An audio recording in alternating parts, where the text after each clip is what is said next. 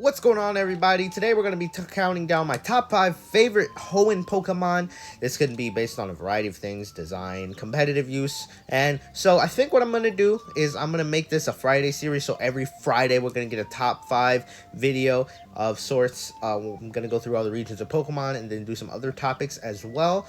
And then the only if there's a Scarlet or Violet trailer that drops on a Friday, I guess you'll get bonus content on Friday. So Friday is going to be our top 5 days. So top 5 Friday. So we're going to be going through these HOENN Pokemon. HOENN has a really solid Pokédex in my opinion. You have things like Salamence and whatnot, like really solid Pokemon designs. So I'm really excited to get into this list. Please do note that this list is only 5, because if I made it longer than 5, I would be talking about a lot of Pokemon for like hours. I could talk about Pokemon for hours, but regardless, a lot of these Pokemon are just really cool and just speak for themselves. You see them and you're like, yep, that thing's badass.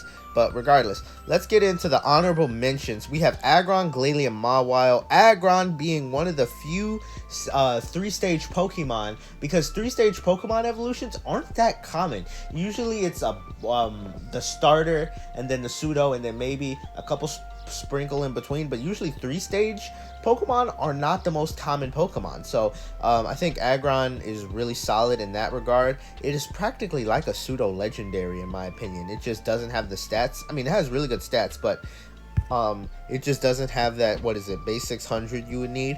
But regardless, Aggron is just a solid Pokemon.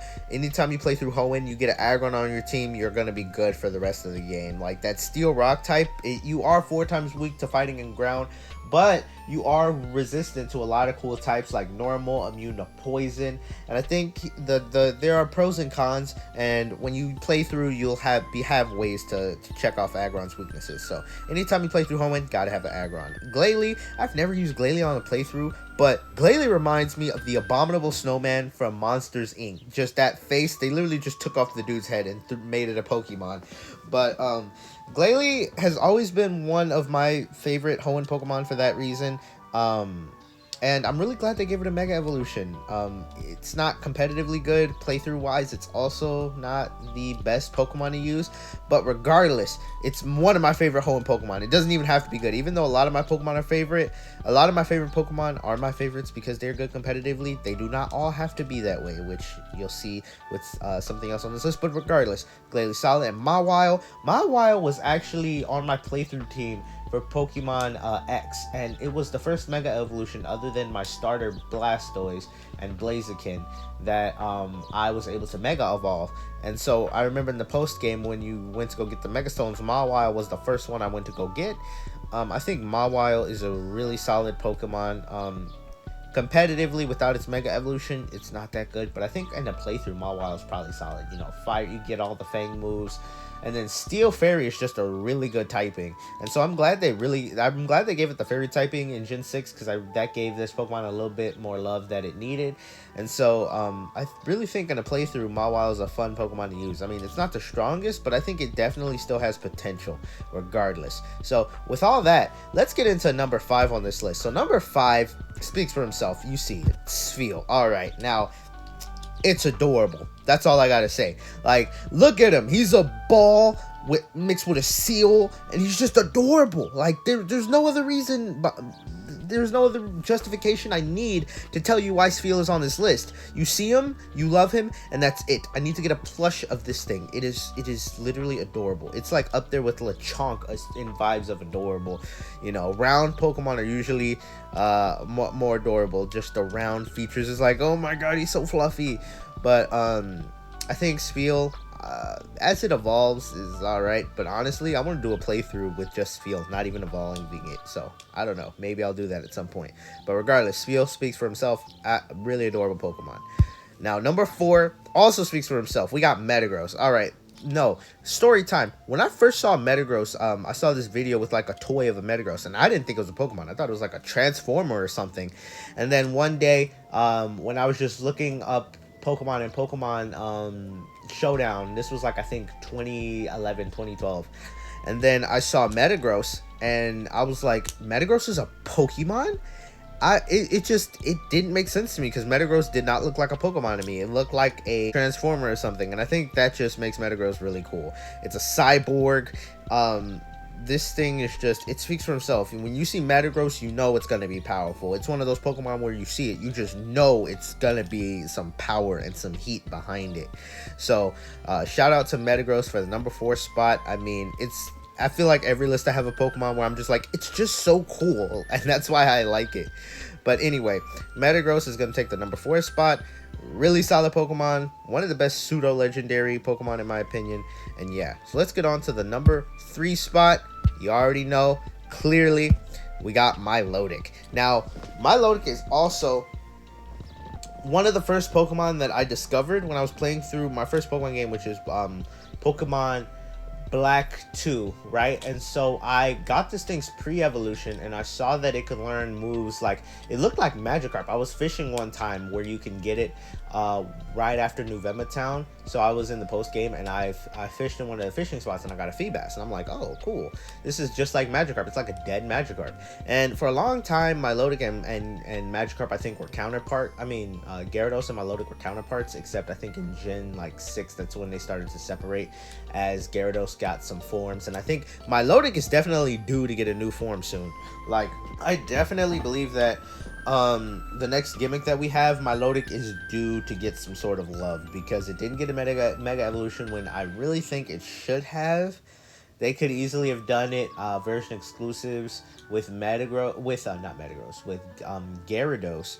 But regardless, I think Milotic is just, it's a beautiful Pokemon design. It was one of the first Pokemon I discovered, and then when I discovered Feebas, I was like, this guy gotta evolve, and I found out it only evolves by trading, and I was like, screwed. And so then I found out I actually had a rare chance to get one by continually fishing in those fishing spots, and so I eventually got one, so shout out to that. But Milotic, I just think it's good Pokemon competitively. It looks it is a really beautiful design, like that sea serpent design and whatnot. But yeah, regardless, Milotic's going to take the number 3 spot on this list. Now, number 2, you already know, Flygon. Alright, Flygon was also one of the Pokemon I used on my playthrough of Pokemon X and Y. I think it was one of my highest level Pokemon. I remember getting it up to like level 90 because I played through X and Y a lot. So Flygon was one of my main Pokemon that I used through the entirety of that game, and it's just a really solid Pokemon. Granted, I think it got really outclassed because of Garchomp, but then in Gen 8 they gave it Dragon Dance. Finally, this guy got Dragon Dance, which is just really cool. It deserved Dragon Dance. And so I think with Dragon Dance, it made it a little bit more powerful. I mean, it's not the strongest Pokemon in the world, but in a playthrough, it's amazing. In a playthrough, this is one of the strongest Pokemon to use in a playthrough. And so I also love the color green. So that's another reason why I loved Flygon, because it is green. And so I love green. And I was a lot younger. I was like 13 when Pokemon X and Y came out. So a lot of my reasoning for liking these Pokemon are just, I was a child when I first started playing these games, and so they hold a lot of nostalgia factor. So Flygon is one of those Pokemon for me.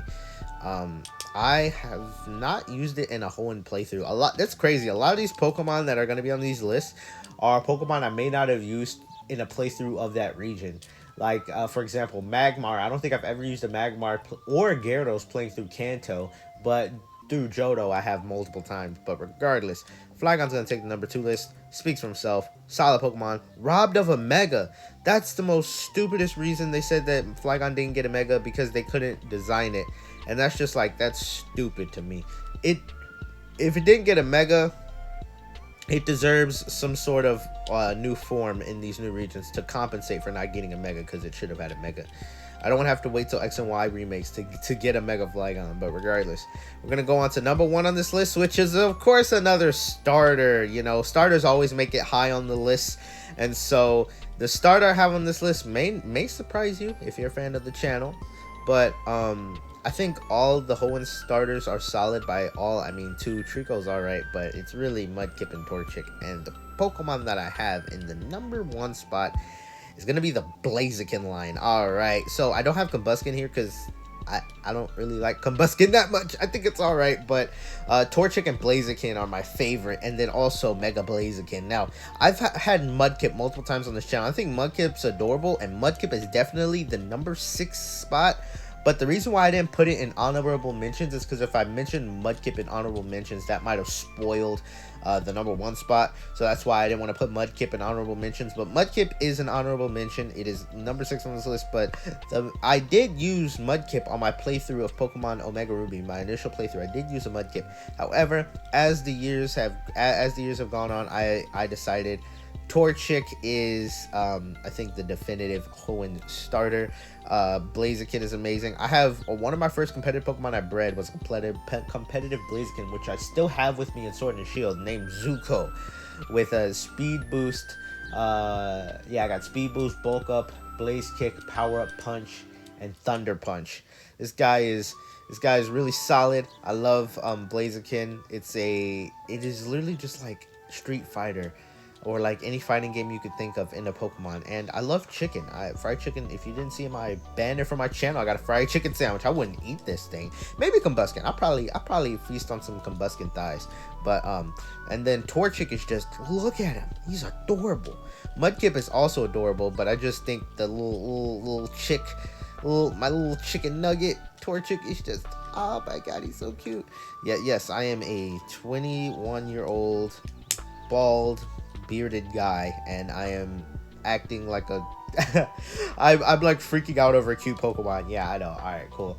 But anyway, I think Blaziken, it speaks for himself. Really solid Pokemon. I mean, it's been banned in multiple generations.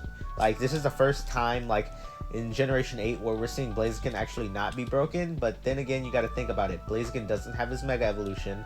And then things like Toxapex are just really strong. And then Stealth Rocks and everything. It's really strong. I mean, a lot of things have gotten stronger to where Blaziken has kind of taken it back. But regardless, Blaziken is still a threat. You set up a Swords Dance and it gets that speed boost +1. Unless you got priority on your team, this thing is easy to sweep. Like, this thing is it sets up by itself. So Blaziken, I think, is really solid, and it's going to take the number 1 spot. One of my favorite Pokemon of all time. Shout out to my Blaziken Zuko, in one of my favorite competitive Pokemon to use. And so, with that being said, thank you all for checking out my top 5 Hoenn Pokemon. Next week on Friday, a week from today, we're going to have our top 5 Sinnoh Pokemon.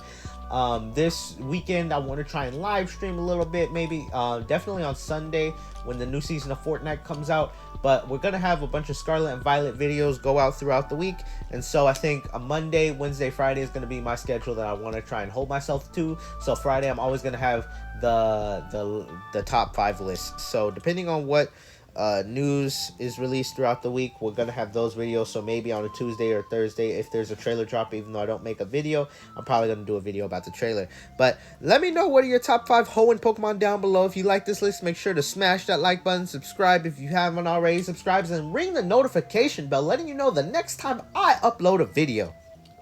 So thank you all for checking out this video, and I will see y'all in the next video. Shout out to Hoenn region, really solid. And I have one question for you. One really important question. Do you like mudkips?